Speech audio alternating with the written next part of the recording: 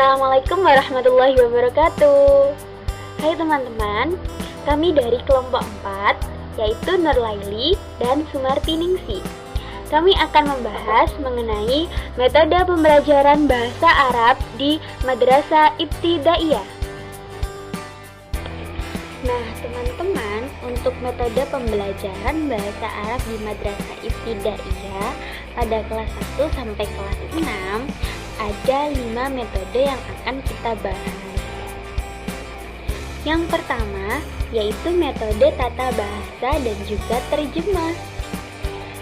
Metode ini bertujuan agar peserta didik mampu membaca teks berbahasa Arab. Nah, metode ini juga menekankan pada perkembangan keterampilan membaca, menulis, dan menerjemahkan teks dari bahasa Arab ke dalam bahasa Indonesia.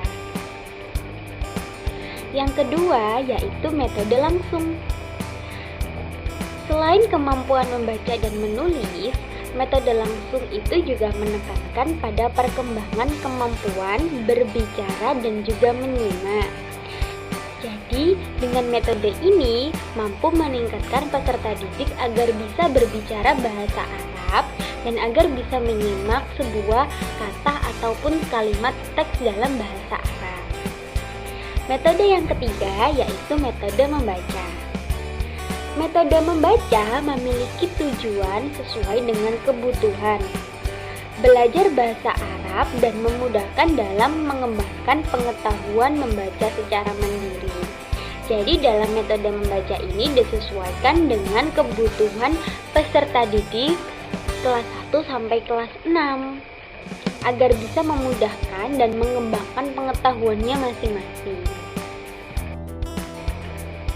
Metode yang keempat yaitu metode audiolingual. Nah, metode ini teman-teman memiliki tujuan agar peserta didik itu mampu menguasai keterampilan berbahasa secara seimbang sesuai dengan urutan penyajiannya.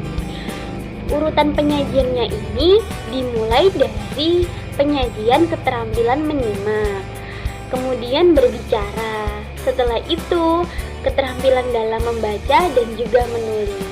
Jadi metode ini menuju pada urutan-urutan yang benar. Selanjutnya, metode kelima, yaitu metode elektrik.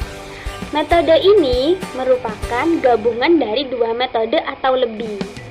Jadi, metode ini sangat ideal jika seorang guru menguasai berbagai tahap dalam metode logi pembelajaran. Setelah kita mengetahui 5 metode dalam pembelajaran bahasa Arab, maka kita harus belajar apa saja tahapan yang harus kita lakukan sebelum kita menerapkan metode pembelajaran itu pada anak MI. Di sini kita bahas satu persatu ya teman-teman. Yang pertama, yakni persiapan. Jadi sebagai seorang guru kita harus menyiapkan materi apa saja yang akan kita sampaikan kepada murid-murid kita nanti.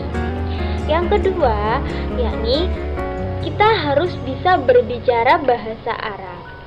Karena kita mengajar bahasa Arab, maka seorang guru juga harus bisa berbahasa bahasa Arab. Jadi menerapkan bahwasannya tiap pembelajaran kelas bahasa Arab maka harus menggunakan bahasa Arab. Kemudian yang ketiga, yakni jangan pindah sebelum mantap atau jangan tertipu oleh jawaban bersama. Yang keempat, buku bukan pengajar tetapi alat pembantu. Maksudnya kita tidak boleh terpaku pada buku karena itu bukan alat pengajar, tetapi adalah alat pembantu bagi kita untuk bisa mensosialisasikan materi-materi itu kepada murid-murid. Yang kelima yaitu berikan banyak latihan. Maksudnya kita memberikan banyak latihan-latihan soal kepada siswa kita. Yang keenam, melatih murid dalam berbahasa Arab. Yang ketujuh, kita berikan motivasi pada siswa kita. Yang kedelapan, ciptakan suasana yang menyenangkan. Jadi meskipun kita sudah sangat bagus dalam penyampaian materi, Tapi jika suasananya kurang menyenangkan atau kurang kondusif atau membosankan, siswa kita juga akan malas dalam belajar. Maka dari itu, perhatikan 8 tahap itu tadi. Selanjutnya kita membahas tentang materi apa sajakah yang ada di Madrasah Ibtidaiyah pada pembelajaran bahasa Arab. Nah, materi bahasa Arab ini meliputi yang pertama yaitu perkenalan. Perkenalan itu maksudnya adalah perkenalan diri kita sendiri. Yang kedua yaitu anggota badan. Jadi yang dibahas adalah anggota tubuh kita seperti kepala, tangan, dan lain-lain. Yang ketiga yaitu makanan dan minuman.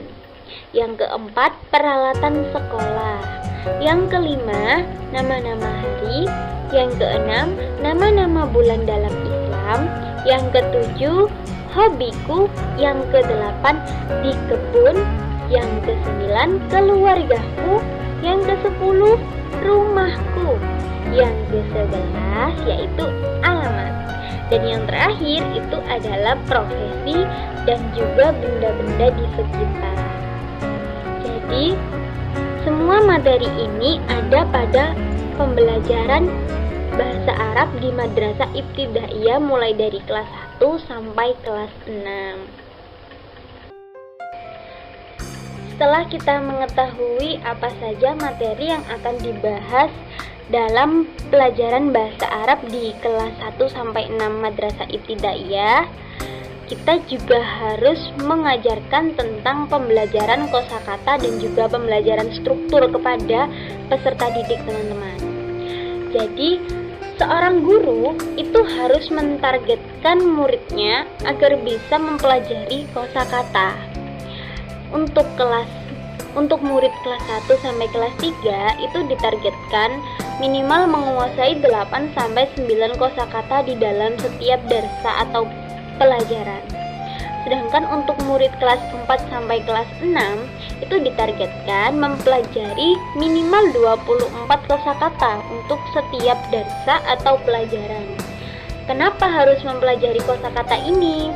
Karena seorang murid kalau tidak mempelajari tiap-tiap kata atau kosakata, maka dia juga akan kesulitan dalam pembelajaran bahasa Arab.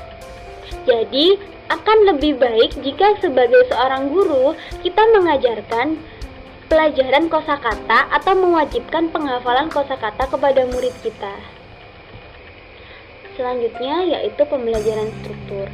Pada pembelajaran struktur ini, terkadang guru bahasa Arab itu masih belum terlalu memberikan pelajaran yang sangat mendalam tentang struktur, tetapi memberikan beberapa struktur-struktur dasar atau struktur-struktur sederhana seperti konsep mudzakkar, muannas, mudhof dan mudhof ilaihi serta lain-lainnya.